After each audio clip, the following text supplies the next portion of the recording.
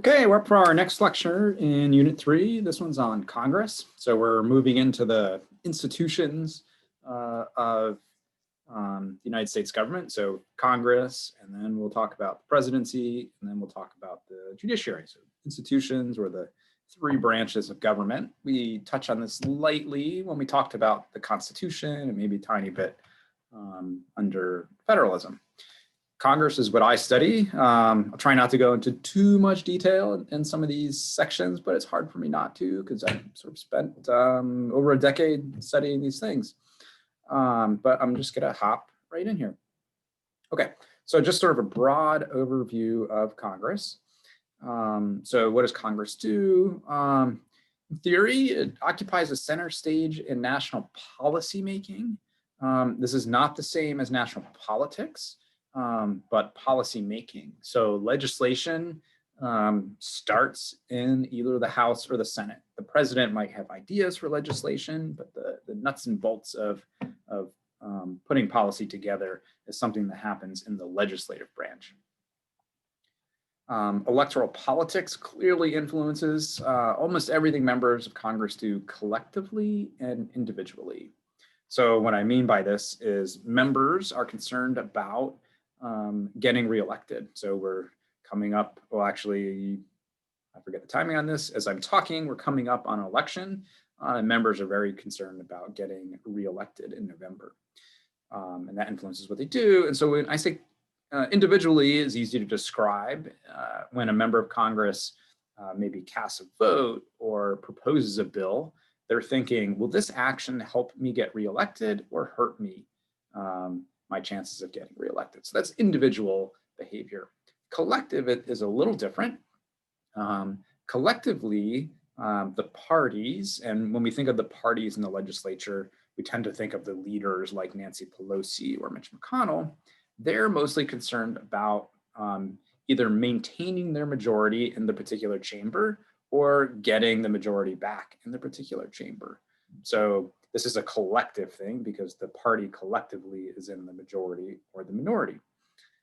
So for example, Senate Majority Leader Mitch McConnell, when deciding will the chamber vote on a particular bill, will think, well, voting on this bill and probably passing this piece of legislation in the chamber, will this help the Republicans keep the majority in the Senate or hurt their chances of keeping the majority? And Nancy Pelosi does the same thing.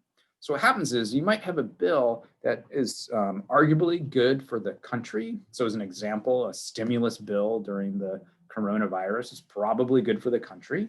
But the different chambers have different ideas about how that will help or hurt their chances in upcoming elections. I think the Democrats, especially in the House, are thinking, you know, like passing a big stimulus package before the election probably will give credit to President Trump. So maybe we don't want to do that.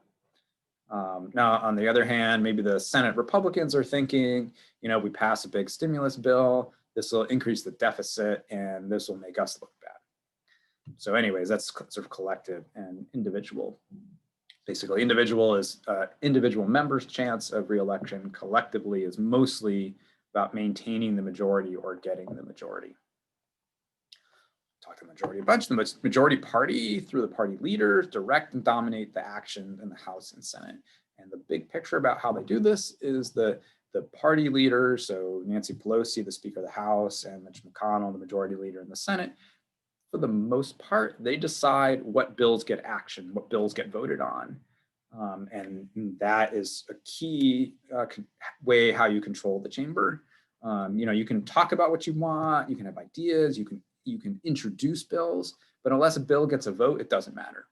So the majority party controls, mostly through the party leaders, what bills actually get a vote. And then the rules and organizational structures, both the Senate and the House adopted, sort of have crucial effect on power, who holds power, and what bills pass. So just real quick, you know, Nancy Pelosi is the Speaker, basically, again, controls the agenda. When I say the agenda, what bills actually get a vote. And that's because the rules are set up that way. The Senate, we have the filibuster. At least it's still a filibuster on legislation. The filibuster is basically gone for nominations and judicial nominees.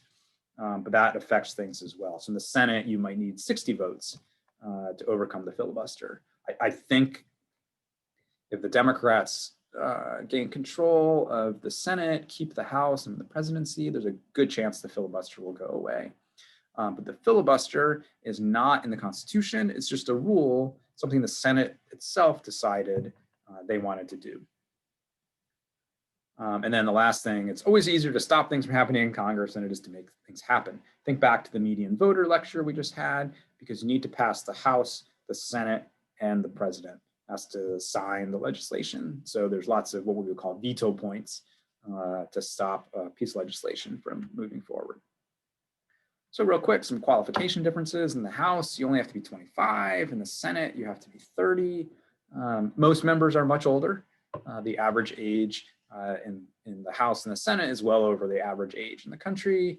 Every once in a while, you get a very young representative, but it's usually, that's uncommon. You have to be a citizen to serve in the House and the Senate, 7 years a citizen in the House, 9 years a citizen to be in the Senate, but you don't have to be born in the country, you just have to be a citizen. So none of this sort of natural born question that we have for the presidency. In order to serve in the House and Senate, you have to reside in the state you represent, but you don't have to live in the district. It's hard to win if you don't live in the district, but you don't have to actually live in the district if you're running for the House. Every once in a while, you get these weird, like, does the person actually live there when like their voting address is their, I don't know, their in-laws basement or something, but it helps to live in the district you're going to represent, but you don't have to, you have to live in the state. Okay, so a couple choices, and this is in the Constitution, have effects on electoral politics. So one, members of Congress and the president are elected separately at different times, some of the times. So coming up 2020, all of the House, 435 House members, 1/3 of the Senate, and the president are up for re-election. So what does this mean? This means if we have coattails, if Biden wins the presidency, this will probably be good for Democrats in the House. And there's some of the Senate seats that are the Democrats might pick up. But there's 2/3 of the Senate seats, actually just slightly under 2/3 because there's a special election, that are not up for re-election this time. So those members, they're not up for re-election, and the seats are going to stay in the same party because the same member is going to represent them. But thinking ahead, thinking to maybe 2022, let's say the Democrats maintain the House, they win the Senate, and Biden is president. In 2022, the midterm elections, the whole House is up again, and again, 1/3 of the Senate, but a different third. That's usually bad for the party in power. So we're likely to see in 2022, Democrats lose some seats, assuming they sort of win enough to have control in all three, in the presidency and the House and Senate. So you could have people sort of upset about the president. So this happened in 2018. People weren't happy with President Trump. He's not up for office, but voters punish the party, the president, and the elections they can vote on. So the fact that the president's only 4 years, the House is 2, Senate is every 6 years with 1/3 sort of rotating through, different people might get helped or hurt depending on what's going on, but it might not be their fault, right? They may be sort of be blaming the president, but they're going to punish other candidates. And this was deliberate. Part of this is the idea is to pass legislation or have majorities. You need to win successive elections, right? So the framers were concerned about like the whims of the people. So they wanted it, you had to win these successive elections in order to have a working majority over the long term. Then the other thing is members of Congress are elected by plurality vote. So that means whoever gets the most votes wins. In some states, you actually need a majority and they'll have a runoff if none of the candidates get majority, but plurality just means the most. Either plurality or majority, it's different from proportional. So some other countries elect their members via proportional representation. In the proportional representation countries, You generally vote by a party, and then the seats in the legislature are distributed by basically the percent of the vote that the party got. So in a PR system, if a party got 25% of the votes, they get 25% of the seats. In our system, plurality, you could conceivably win, I don't know, 51% of the vote in all 435 House districts, and you get 100 of the seats. So there's a couple effects of this plurality system. Is one, the sort of the percent of the vote in the electorate doesn't necessarily mimic the percent of the vote or the percent of the seats held by a party in the legislature. And then it also encourages two parties rather than multiple parties. So, you know, if you're in favor of a candidate, but they're a third party candidate, they might only be getting, you know, 20% of the vote, you're effectively throwing your vote away in terms of voting for someone who can actually hold the seat.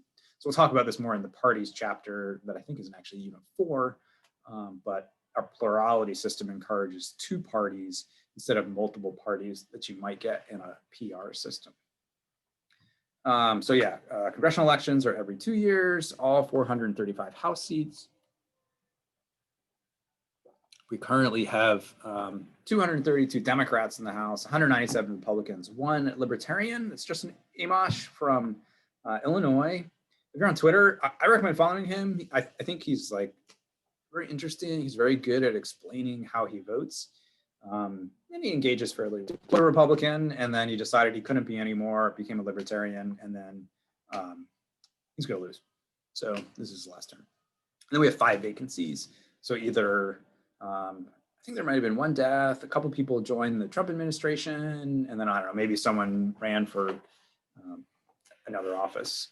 And occasionally someone resigns for a scandal. So there's 5 vacancies in the chamber. 1/3 of the Senate seats are up. And currently we have 45 Democrats, 53 Republicans, and 2 independents from Vermont and Maine here are our independents. Now, something about having only 1/3 of the seats up, sometimes one of the parties is defending more seats than the other, depending on which of the seats are up. So this year is quote unquote a bad year for Republicans because they have to defend a lot of seats. So it's hard to sort of gain seats if you already have them. So Republicans have to defend a bunch of seats that they're the ones that they're currently in incumbents. The Democrats are trying to flip them. Okay, so in the House, members represent districts. Districts are geographic boundaries that sort of define a particular area. Boundaries have to be contiguous. So, you know, you can't have part of a district over here and part over here if they're not connected. And then districts have to have the same number of people. And we'll talk about the census in a little bit more about the census in a second. So after the 1790 census, there was 1 seat for every 33,000 inhabitants. That gave us 105 seats in the first Congress. Actually, the second Congress, the first one was like before the census, so they sort of just guessed at what they had. Then they had the 1790 census, and we got 105. If we followed this ratio of 33 inhabitants per seat, we would have 9,000 seats today, which is a little unreasonable. There's like a push to increase the size of the House. I'm kind of against that. I see the number one problem with the House of Representatives today is members aren't allowed to vote on the legislation that they want to vote on because of the structure of the leadership, the very centralized leadership structure. I don't see how we can both increase the size of the chamber and decentralize the leadership structure. Anyways, that's all I'll say about that. But I'm sort of against that idea. I don't know what it solves. In 1911, they fixed the size of the House at 435 members. This is just by law. It's not in the Constitution or anything. All it would take is another law, and they could increase the size of the House to whatever they want. They could decrease it too. The mean size of a district is about 700,000 representatives. There's actually there's a huge variation. One, because of population growth. So after the census, they redistribute, I'll talk about more of this, they redistribute the districts. And so the last time they did this was after the 2010 census, so basically in 2011 or 2012. So over time, those districts change in size based off of population growth or decline. So the range now of the size of these districts are from almost 1 million to 500,000. And part of the 500,000 is every state gets at least one representative. I should say, I said the districts have to be equal in population. That's within a state. So all the districts in Oklahoma, after they redraw the districts after the 2020 census, will be the same in population. But they might be slightly different from the districts in Texas, because you can't have the same size across the states, right? Because there's different numbers of people in the states. You have to divide it somehow. But within the state, they have to be equal. The seats are based off of population. After they do the census, they determine how many people we have. They use this formula. If you want to follow this link, you can sort of study the formula. This is called apportionment. So apportioning the congressional districts. And as I said, like there's a fair amount of variation.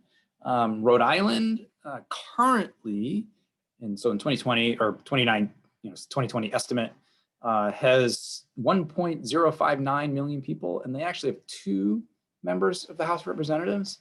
Montana now has 1.068 million people. They only have 1 seat, because that was these seats, 2 and 1, were based off of the 2010 census.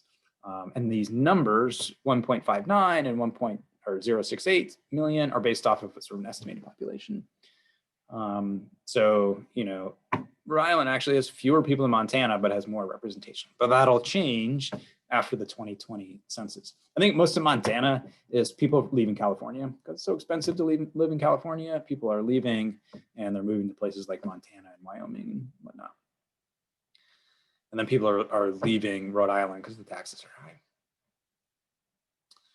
So every 10 years, we have the census. Again, we're sort of in the middle of this now. It's an actual enumeration. What that means is they have to actually count people. They can't estimate.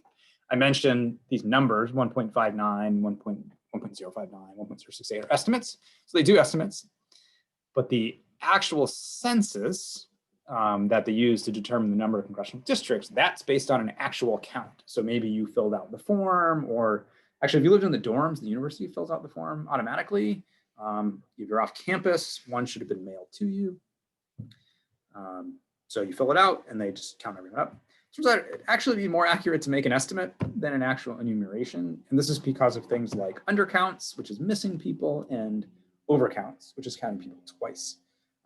Classic undercounts are maybe homeless population.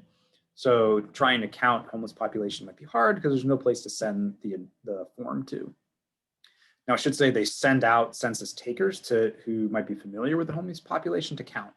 So they try their best. States want every person counted because not only is representation based off of the census, there's all sorts of federal funding formulas that are just based off of people. So if you miss counting people, you might get less money in federal programs. So undercounts are people you miss. Overcounts are people you count twice. The actual classic example of overcounts are college students. So I said if you lived in the dorm, the university actually automatically fills out a form and says, here's how many students live in the dorm. But your parents also get the form. And on the form, it asks, like, how many people live here? And your parents are like, well, there's, I don't know, maybe both your parents. And then they're like, okay, we have 1 kid. They look, they see a kid. And they're like, well, I have a kid in college, but the kid lives here. But they might not. They live in the dorm. So your parents might count you too. So you're counted twice. For some of you, that may mean being counted in Texas and also counted in Oklahoma. So your parents shouldn't. You're supposed to be counted where you spend most of the time. So you live in the dorms, you're in the dorms for most of the time, and you're back home, maybe in your parents' house, only for some of the time, like maybe just the summer. So your parents shouldn't count you at home. You should get counted here. That's an overcount. And then also, like, the census is super inaccurate because they miss people. But also, like, people are born, people die over the course of the year that the census takes place. So it's actually not a super accurate count, but that's what we use. Looking back to the 2020 census, this is a map of states that lost districts and states that gained districts. So these orange states lost and the blue gained.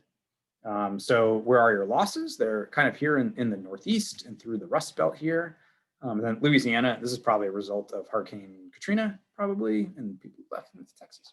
So here's your losses through the Northeast. New York has been consistently losing seats. And then where do you pick up? I don't know, the South, the Sun Belt, whatever you want to call these states, Florida, Georgia, South Carolina, Texas, Nevada, Utah, and then up in Washington too, have been gaining seats. Here's a projection for 2020. It looks kind of similar, I guess.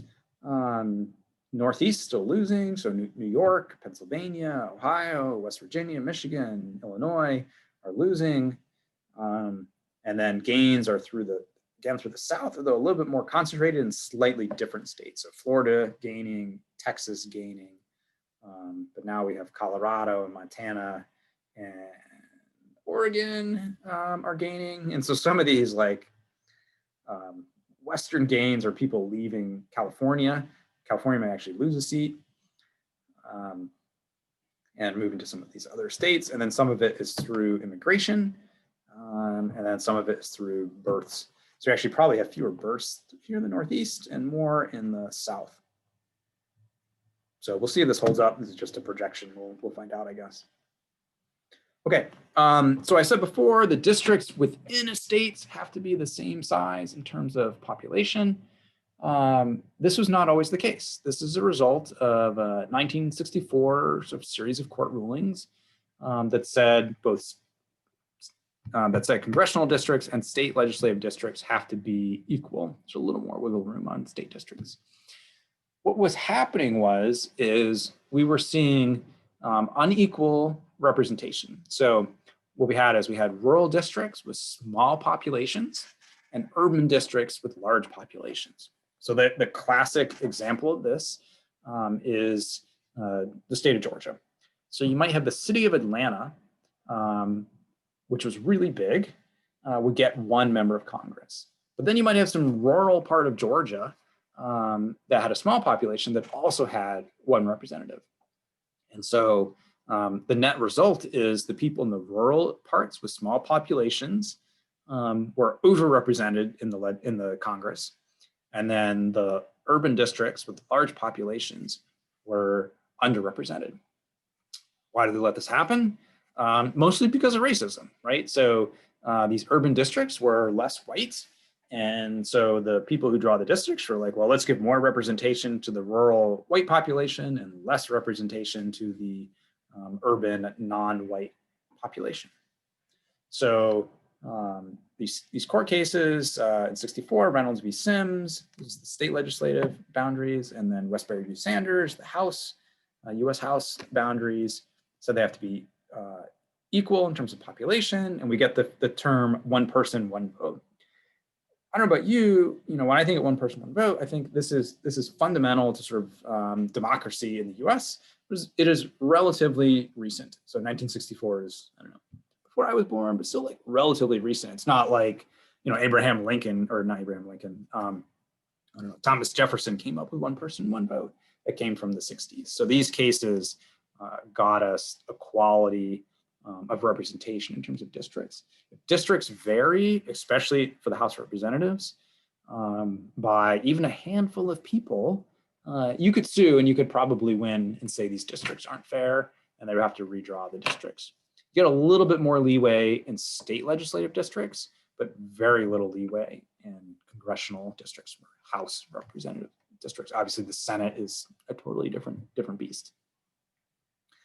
So what does this do? If you have to have these equal sized districts, is you force to divide what is called communities of interest. So Oklahoma City is bigger than 700,000. So you split it into, in this case, into two districts. So Tom Cole sort of has the southernish part, sort of, and then Kendra Horn has the northernish part of Oklahoma City. And you divide it because you need equal population. You can make I think, an argument that like, well, we'd rather just have one representative for Oklahoma City and just get the core Oklahoma City because they might do a better job of representing it. But if the district is, 1 million people large, with one member, and then that leaves us with a rural district, like maybe out in the Panhandle that has 500,000 people. The rural district is effectively overrepresented. And they actually used to draw the Oklahoma districts that way. You had some rural ones that were small, and then Tulsa and Oklahoma City were big in terms of population, but up until 64, then they couldn't do that anymore. So after the census, we reapportioned the districts. I said that already. This process is very political, as you can imagine, because drawing the lines basically determines which party represents that district. Sort of, it nudges it very much in one direction or another. And I'll show some examples about controlling the redistricting process and the districts you get and the outcomes you can get. So in most states, drawing districts is done by the state legislature and the boundaries are approved by the governor. So think of it like a bill that has to go through the state legislature. If the state can't get it done, usually by a deadline, the courts might step in. I think actually Oklahoma has, if the state legislature can't get it done by a deadline, we have like a commission that somehow steps up and does it. So every state varies a little bit. Some states, California, now I think Michigan, Idaho, Hawaii use nonpartisan commissions. Some other states have other kinds of commissions too. Sorry, those states I just named are independent, and some use maybe nonpartisan. When you take the redistricting process out of the legislature, you tend to get districts that are more competitive and, I don't know, look better. And I put that in quotes because like there's whole debates about like what districts look like and whatnot. But anyways, when it's very political, when it's done by the legislature, you might get one outcome, and when it's done by these commissions, you might get a different outcome. And there's lots of different kinds of commissions. Some are not partisan, some are independent, some are somewhere in between, but lots of variations. Just here's the current set of congressional districts. This yellow, that's just an AMOSH, that are Libertarian. Blue is Democrats. Red is Republicans. So there's Kendra Horn in Oklahoma. I think the gray ones are probably vacancies. Yeah, that's right. So what do you get? Like for the most part, we have blue on the coast, blue in the cities, and red everywhere else. It's not perfect, but that's about what you get. Here's the Oklahoma districts. So 5 is Kendra Horn, 4 is Tom Cole. Lucas is 3. I think Mark McMullen is 1 and Hearn is 2. I think I have that right. But these are the districts. So kind of a Tulsa and Oklahoma City, and then 3 of the more rural-ish ones, with 3 and 2 being the most rural. Some examples of gerrymandered districts. This is called the Praying Mantis District. I don't know, kind of, I don't really see it. This is called the Goofy Kicking Donald Duck District. It's totally there, right? There's Goofy Kicking Donald Duck. I don't know. This one's probably changed because they were forced to redistrict in Pennsylvania because the districts were not legal. Okay, so what's gerrymandering? You probably heard the term gerrymandering. Gerrymandering is line drawing to maximize seats for one party or a group. So we can have partisan gerrymandering, we might have racial gerrymandering, where you're sort of drawing districts to elect a particular racial group or not elect a particular racial group. Some different techniques for gerrymandering. One is cracking, and that is to split an area of partisan strength among several districts. It makes it hard for a party to win. So for example, if you wanted to do cracking, you might have, say, an urban area that's very Democratic. If you were to crack that area, you would take that urban area, maybe it's, and you put a little bit of the Democratic voters into one district and a little bit of the Democratic voters into another district, and what's left into another district. And so you might take an area that was, I don't know, like 80% Democratic. And so maybe you're going to put 20% in a Republican district, 25% in another Republican district, that leaves you with a little bit left to put in another Republican district. And so you can put them into districts that will be, take these Democratic strength, put a little bit in each of the Republican districts. Those Republican districts remain majority Republican. And so you've diluted sort of the voting strength of the Republicans, or sorry, of the Democrats. So that's cracking. So I think, I'm gonna guess, after the census, we're gonna have to redistrict in Oklahoma. They're gonna take the district that Kendra Horn represents, and they're gonna crack that up into some other Republican districts and make it harder for a Democrat to win. So that's one technique. The other main technique is packing. And so packing is, what you do is you take as many partisans as possible and jam them into a district so you can waste the votes. So classic packing would be like, well, let's take this urban area that's much more Democratic, and let's make this district 80% Democratic. So that way, okay, you're like, Democrats going to win, but you've effectively wasted all those Democratic votes. That leaves the rest of the state Republican. So that Oklahoma City, there were so many Democrats that could live in that city, that there's going to be a Democratic representative from that area. You would pack as many Democrats together, again, and have a district that's maybe like 80% Democratic, and then that leaves the rest of the Oklahoma as a Republican. So that happens as well. And what that does is it wastes votes. So cracking splits, dilutes voting strength. Packing puts people together, and that wastes votes. Both are perfectly legal for the most part, as long as you don't take race into account when you draw these districts. That's legal. So diluting, like, voters taking race into account, can be illegal. So different outcomes that we get. So that this packing and cracking and our techniques, these are outcomes. So some outcomes from redistricting are partisan gerrymander. And so we're going to see this in Oklahoma. We would also see it in a state controlled 100% by the Democrats. So one party controls all of the state government, try to win as many seats as possible for that party. This is legal and it's risky. So the Supreme Court basically has said, like, they're not going to rule over partisan gerrymandering cases. It's perfectly legal if you're just taking party into account in most states. As long as the state constitution doesn't say you can't do it, then it's legal. So Oklahoma, this is perfectly legal. So they're gonna the Democrats will control the House and the Senate and the governorship here in the state. And they're gonna try to draw as many districts as possible, so Republicans can win as many as possible. Again, legal, risky, and sort of time-honored technique. Sometimes an outcome is an incumbent protection plan. And under incumbent protection plan, basically all the incumbents return to office. So you don't change the districts all that much. And this is usually an outcome when the state government is divided. So you can imagine a state where maybe the Democrats control the state House, the Republicans control the state Senate, and I don't know, it doesn't really matter who controls the governorship. Like, they're not going to agree on a plan that really hurts one party or another. So what do? They're like, well, let's just maintain the status quo. All the incumbents can return to office. And you end up having a whole bunch of safe incumbents. So you're probably wasting votes. It's safe, again, also perfectly legal. Oh, I should say, partisan gerrymander, the reason it's risky is you can imagine drawing a series of districts that were, say, 51% Republican at the time you drew them. That doesn't guarantee those people will continue to vote that way in the future.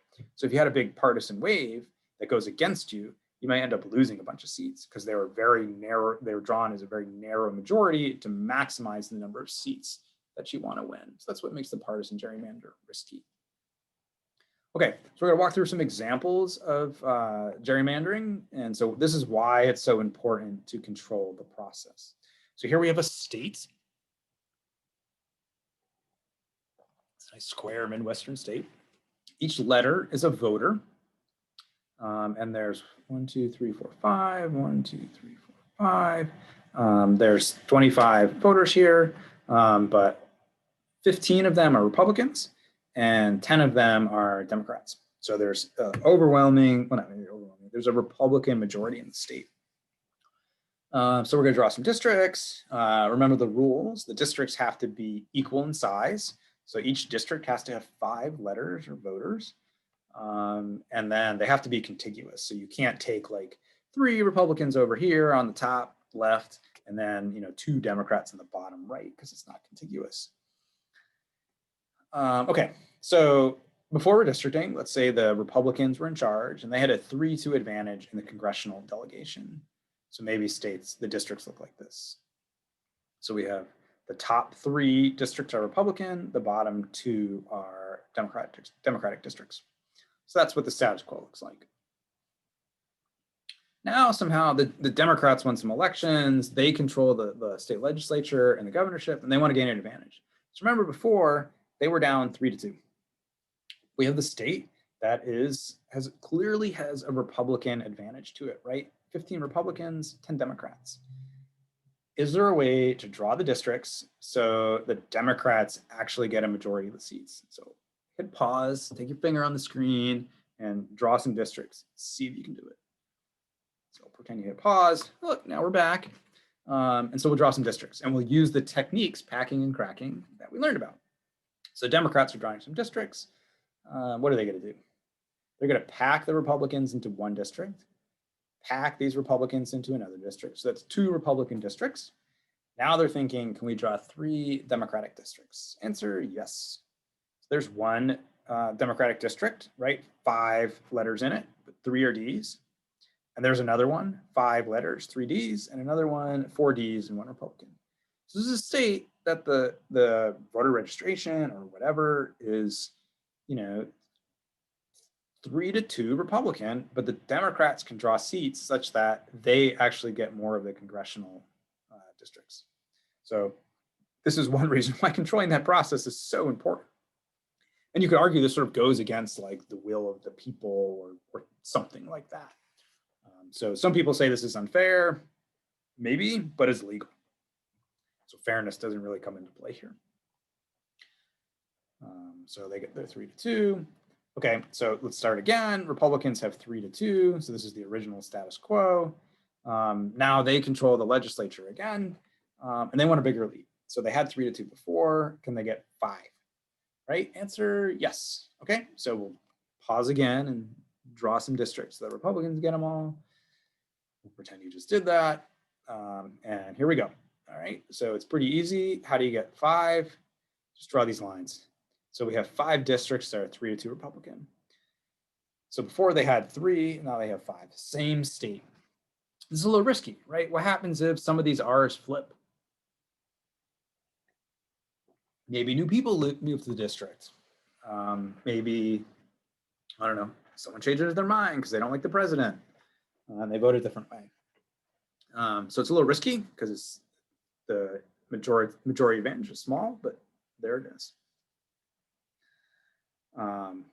Okay, so that's the House. Senate, no redistricting, no districts because they're states.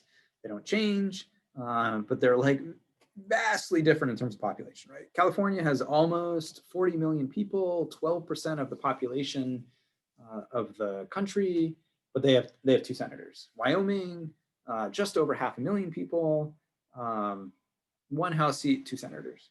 So we worry so much about equal population in the House, and then we get to the Senate, we're like, just kidding, we don't care about here. And that's sort of by design, but sort of, I guess. But that's what we have.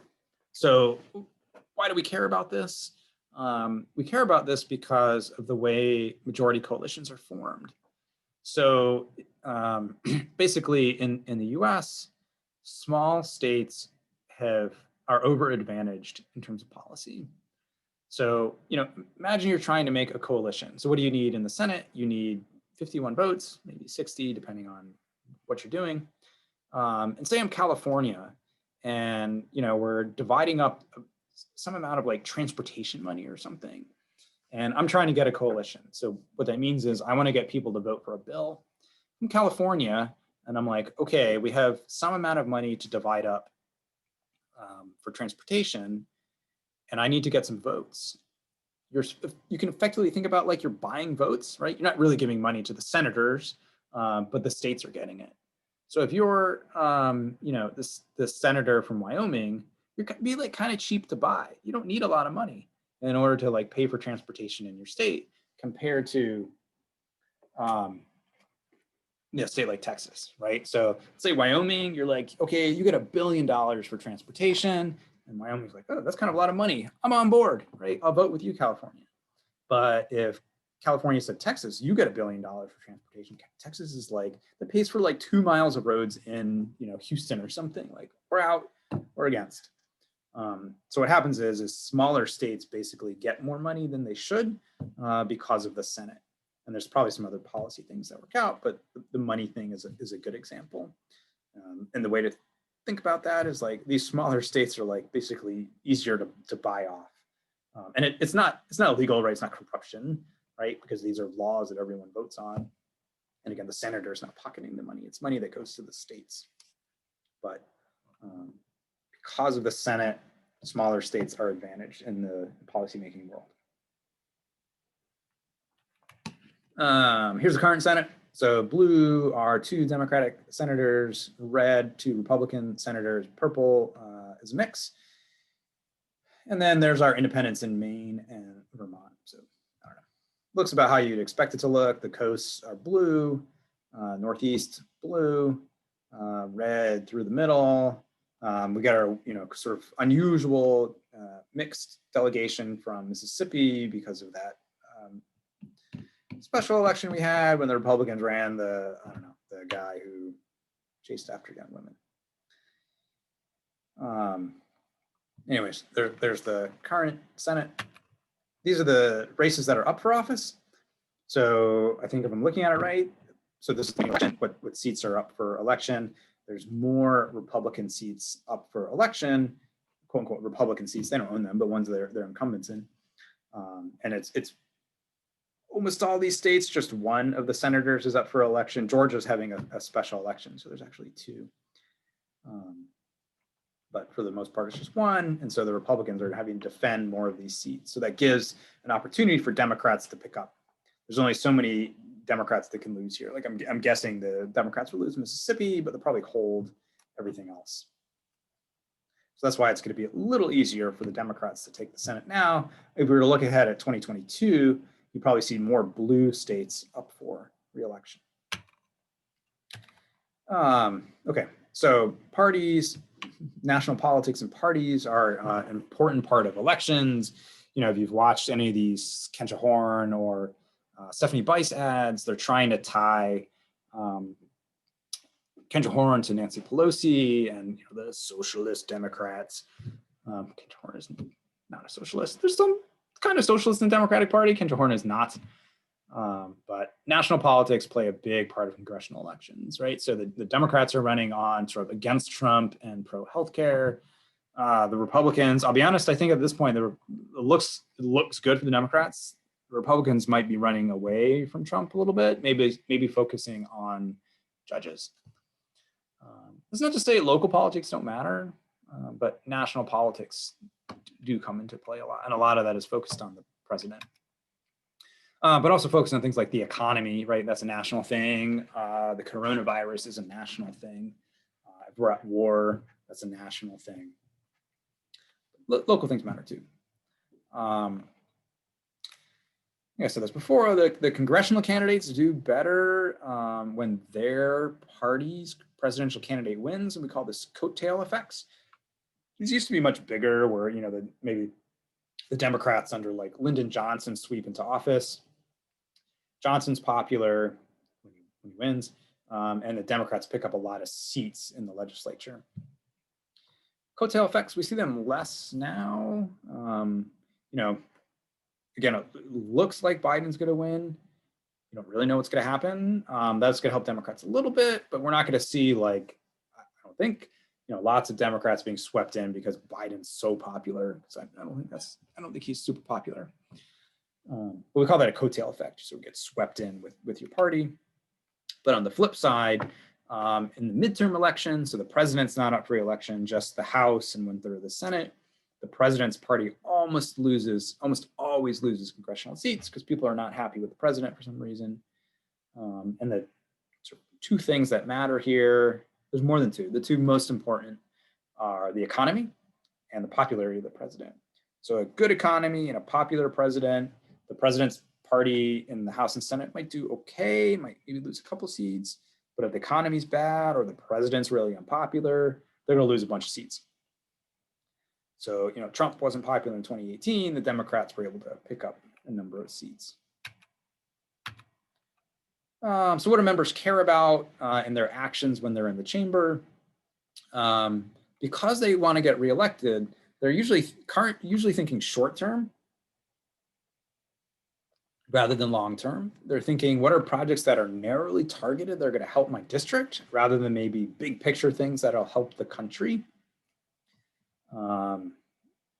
So, there might be things that are good for the country in the long run, but might not help a particular member for their district, so they might be against that. And then because members are, for the most part, worried about short term, they're less concerned about spending or revenue, right? Like, do you run up a deficit? Who cares? Republicans, and to some extent Democrats, when they don't hold the majority, are worried about deficits. But when they're in the majority, they don't really care. Right? The Republicans under Trump passed a big tax cut without reducing spending. So, we're going to run up a big deficit, and that translates into the debt. If the Democrats or the Republicans sort of lose the presidency in the Senate, they're going to start to worry about the deficit a little bit. And Democrats do it a little bit, but not quite as much. So what do? We pass big spending bills and we don't pay for them. Okay. So how do we organize Congress? There's two important structures, institutional structures, and one is the party system, and we'll talk about that. And one is the committee system. Right now, I think the party system is way more important than the committee system. Over time, these have ebbed and flowed. We went back a period of time like 1920 to like 1970, 75. The committee system is more important and the party system less so. But now the party system dominates and committees are less important. So what's the party system? It's mostly the leadership. And so in the House, the majority is led by the Speaker, and this is a constitutional office. It's Nancy Pelosi, she's from California. It's actually one of the few leadership positions that's listed in the Constitution. So the Speaker of the House is one, and then the President pro tem in the Senate is the other one, but the pro tem doesn't really matter. So Speaker of the House is Nancy Pelosi. Her biggest power is control over what gets a vote. So she controls the Rules Committee. She has some assistants, Steny Hoyer from Maryland, and then James Clyburn from South Carolina. All three of these people are over 70, so the leadership is extremely old in the House. Capable, probably. Old, yes. Pelosi is very shrewd, and I think she's a good speaker at getting the best out of her membership. On the House side, we have Minority Leader Kevin McCarthy, and then there's also Minority Whip, that's Steve Scalise from Louisiana. McCarthy's from California. They don't really do much. They don't really have any real powers, I guess. Mostly just holding press conferences. In the Senate, the Vice President is the presiding officer of the Senate. So that's it's in the Constitution too. But never really does it, except if there's a tie. That's usually the only time the Vice President is in the Senate doing anything for real. Then there's the Constitution calls for President pro tem, that according to the Constitution presides when the Vice President is absent by rule. This is the longest serving member from the majority party, and that's Grassley here from Iowa. When I say preside, he doesn't actually, you can sort of tell anyone can sort of sit up in the chair. So it's not like Grassley's always up there with the gavel. The real leadership in the Senate is the majority leader and the minority leader. The majority leader right now is Mitch McConnell from Kentucky. The minority leader is Chuck Schumer. The power that the majority leader has is what we call the right of first recognition. So in order to like make motions, you have to be called upon. And so whenever the majority leader wants to be called upon, sort of, he gets picked and gets to make motions. If there was a majority that wanted to do things that McConnell didn't want, they could block him, but there usually isn't. And then Chuck Schumer, minority leader, like again, doesn't really have any formal powers. Both these positions, majority leader, minority leader, are not in the Constitution and really are like not formalized until about 1913. Okay, so that's the party structure. And again, like the real power of the party structure is determining what gets a vote in the legislature. The other institution is committees, and committees in like the cartoon world of Congress is where like the work gets done to write legislation and so on and so forth. In reality, a lot of the work now to write legislation gets done by the party as well. There's just less work that gets done in these committees. So what are the committees? Again, in theory, we take the legislative agenda, so all the things that need to be worked on, and we divide it up into different areas. So there might be a committee on appropriations, that's spending money, a committee on agriculture, a committee on Veterans Affairs. So we take these things that have important policy, and then there's a committee that deals with the legislation. So that provides an incentive if you're on the committee from year to year to specialize in that area. And then you probably want to serve on a committee that'll help your reelection chances. So if you're from Oklahoma and we have a lot of agriculture here, you might want to be on the agriculture committee, or you might want to be on a defense committee. And members from our state are on those two committees because we do a lot of work in that area. There's a lot of jobs in that area. So we have standing committees, and those exist from one Congress to the next. Most of the committees are standing committees, and so you stay on that. Usually, you get appointed to a committee early on in your first year as a member, and you tend to stay on that committee for your however long you serve until you can be on a better one. So if you originally get appointed to a good one, you stay on it, but usually your first appointment's not to good committees, I guess. There's a bunch that are like just less important, like small business tends to be not very important. So if you have a chance to move to a better one, you do it. So yeah, committees have fixed jurisdiction, stable membership, and that facilitates specialization. So what it means is provides an incentive to learn more about that topic. So if you're on the agriculture committee, you're going to spend a lot of time learning about agricultural policy. Again, if you're from Oklahoma, that's a good thing to do because maybe a lot of your constituents work in agriculture or maybe oil and gas.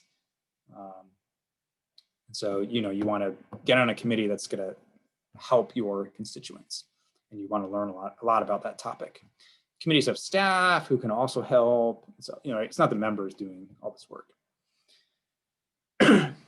Most committees are divided into subcommittees. So, like agriculture might be the big topic, but then there might be other parts of agriculture that are smaller policy topics. So we divide the big committee into subcommittees. Excuse me. On all the committees except for ethics, the majority party has a majority of the seats in those committees. The chair of the committee is from the majority party. So the majority party controls the committees. Both essentially the chair of the committee and then kind of like they have more votes than the other party. There. Okay, how does a bill become law? The rules really matter. Take a legislative process class if you want to learn more about the rules. We'll go into some of them. Basically, the one rule that matters is majority rules. So in both of the chambers, if a majority wants to do something, they can. Now, I know you're thinking in the Senate, we have the filibuster. If a majority of the members in the Senate wanted to do away with the filibuster, they can. You don't need 60 votes to do away with the filibuster.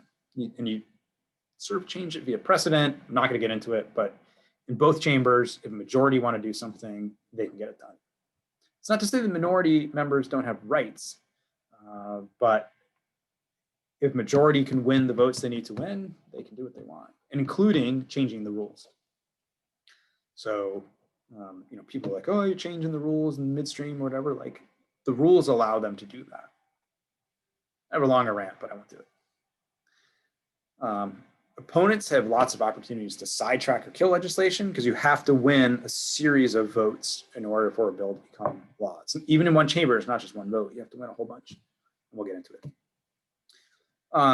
Most legislation becomes law, moves at this concurrently, but probably at different speeds through both chambers. So again, like the cartoon version of I'm Just a Bill, I'll put it up on the page or whatever. It has like the bill starts in the House and it goes through committee and then it passes the chamber. Then it moves over to the Senate. Like kind of works that way, but like it doesn't have to. So you can have similar bills move through at the same time. There's things you can do to like combine those together in a way. Okay, so the process starts basically the same in both chambers. So introduction in both chambers, only members can introduce legislation. You try to get co-sponsors for the legislation. So there's an original sponsor and you might try to get people to basically co-sponsor, say like, okay, I like this bill, I'm attaching my name to it. Then bills get assigned to committee and then to subcommittee. And so they get assigned to committee based off of the area. So a bill about farming gets assigned to the Agriculture Committee, a bill about taxes gets assigned to Ways and Means Committee, and so on and so forth. And then usually, more so in the House, goes to subcommittee. Again, I'm sort of talking through like the cartoon version, like the real process might be way more messy than this, but this is not a class on the legislative process. It's an introduction to political science class. Okay, so assigned to committees and then subcommittees, the whole hearings where they have experts come and testify, they mark up the legislation. So your original bill might get introduced and like, well, let's change the bill, that's markup. Then they have a vote at subcommittee and the committee level. So you need to pass the vote at the subcommittee level and you need to pass a vote at the committee level. And most bills actually don't even get a hearing. So most bills get introduced, assigned to committee, and then they die. That's it. So you get assigned to committee and then subcommittee, you have hearings, you have markup, you vote at subcommittee, and you might have hearings and markup again at the full committee level, then another vote. You can pass those two hurdles. Then you move out of committee and you might potentially get a vote on the floor. So the beginning is pretty similar across the House and the Senate. And this is where it starts to change, is scheduling debate. So assuming you make it out of committee, there's ways to force bills out of committee too, but again, we're not going to go down that path. In the House, the way you schedule debate, when I say schedule debate, that also means schedule a vote on the bill because the two go together. The bill goes to what's called the Rules Committee to receive a rule. So we can imagine a couple different ways of the way a legislature can operate.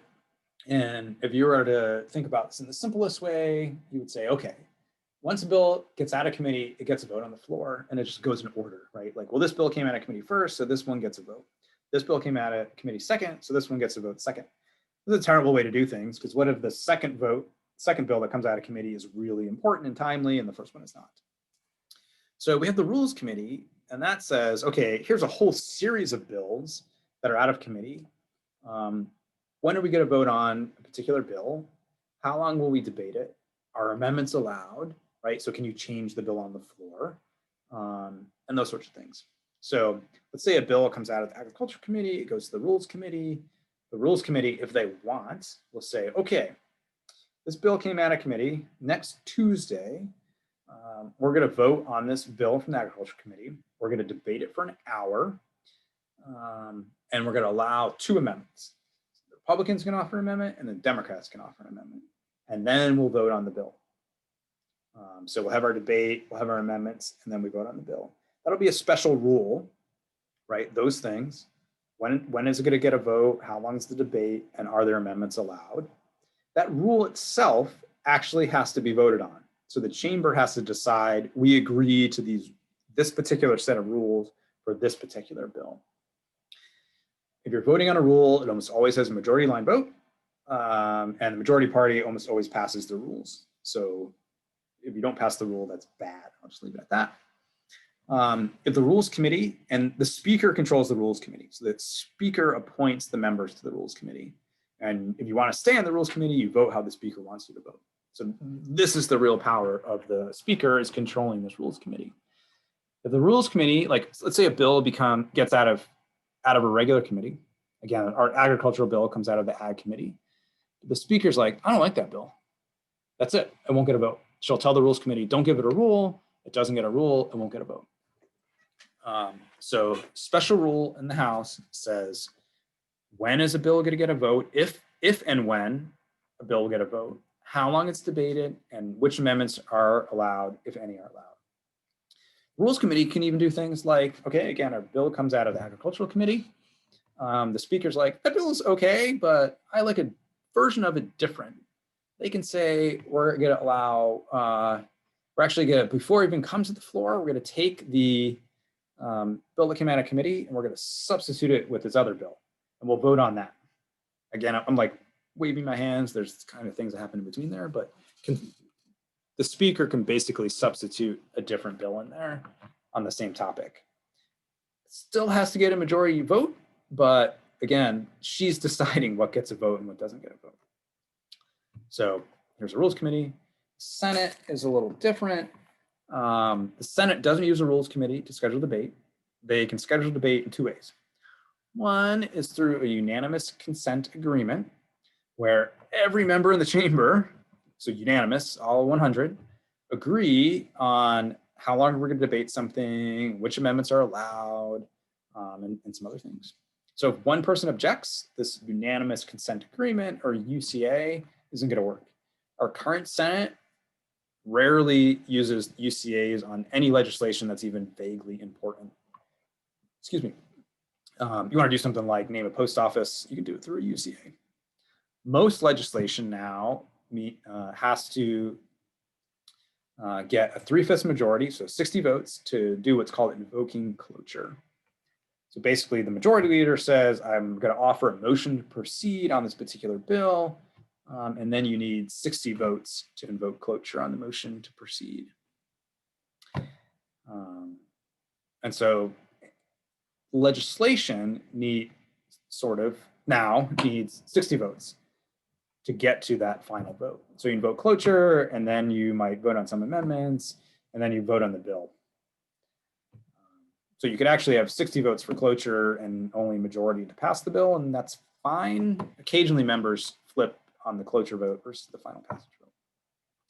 What doesn't require this cloture and 60 votes now is nominations, which includes judges. And then there's some budget things like budget reconciliation. And we haven't asked the expert on filibuster, so you can turn to that for more on filibuster. So just sort of real quick, in the House, so it's just similarities and differences here. These always make a good question. Time for debate is equally divided between people for and against the bill. And amendments have to be germane or relevant to the bill. In the Senate, debate is equally divided. Fun fact, under some rules, on some occasions, amendments actually don't have to be germane. So you can have amendments to a bill that like totally change the bill. So you can imagine, again, our mythical farming bill here, and someone says, I'm going to offer an amendment about abortion. Then all of a sudden the bill is like kind of about abortion and not about farming anymore. I give an example. There was a credit card reform bill that was being passed, and someone offered an amendment about bringing guns in national parks to the bill. So since people are really pro or against Second Amendment, now this credit card reform bill is kind of about guns in national parks. Fun fact, it passes, you're allowed to bring guns into national parks, but I think it's actually still illegal to fire said gun in national parks. It's totally different in like grasslands and other places, but in national parks, I think it's illegal to fire a gun. So we have a series of votes in both chambers, some procedural votes and maybe amendments, and then the bill. The same exact bill has to eventually pass both chambers. So if a slightly different bill passes the House than the Senate, they have a couple options. Well, one is do nothing, the bill dies. Two, you can pass the bill back and forth, where the Senate basically says to the House, hey, accept our bill. The House might say, yeah, okay. So let's pass it back and forth, or maybe you just make a slight change and send it back. Or you can go to what's called a conference committee. Under the conference committee, members from the House and the Senate get together, they work out the differences, and then both chambers pass on this like new revised bill. or vote on the new revised bill. So it has to be the same exact version. If they can't reconcile the differences, the bill dies. If it is reconciled, the bill goes to the president.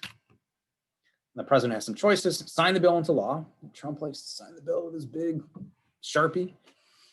You could ignore the bill. If the president ignores the bill, there's two possibilities. If Congress is in session, president ignores the bill for 10 days, it actually becomes law. It's called a pocket pass. Pretty rare, it happens every once in a while. Alternatively, if bill passes, and Congress adjourns before the 10 days are up, the bill fails. There's a pocket veto. Excuse me. Or the president can straight up veto the bill. Congress can override a veto with 2/3 vote in each chamber. And if the override is successful, the bill becomes law. Or, the president signs the bill, it also becomes law. So sort of to sum up here, there's a big bias against action. It's much easier to kill a bill than to pass one. That's because there's all these different steps. Again, think back to the median voter lecture. We have to get through, and actually the median voter lecture can be more complicated because I ignored committees. So you could have a committee vote, and then the chamber vote, and then the other committee and the other chamber and the other chamber vote, and the president. There's all these places where the bill can die. So you need the sustained sequence of victories across the different chambers and the president. You only need to win at like one of these steps to defeat a bill. But again, I feel like today, the majority leadership has such a stranglehold over what gets votes, and that committees matter less. So we live more of a party world than a committee world than we used to. If a bill doesn't make it in one Congress, it can be reintroduced in the next one. So, a bunch of bills aren't going to become law in this Congress. We'll have an election, maybe we'll have a Democratic controlled Senate. So the bills that didn't become law now could become law later. So defeats are never final, but neither are most victories, right? So the Affordable Care Act became law, and then actually part of it got shut down in the courts. The Republicans tried to repeal it in the Senate or in the Congress, but they couldn't because McCain voted no. I remember he put his thumb down and said no. So defeats are never final, but neither are most victories. So that's the end. That's Congress. Thanks.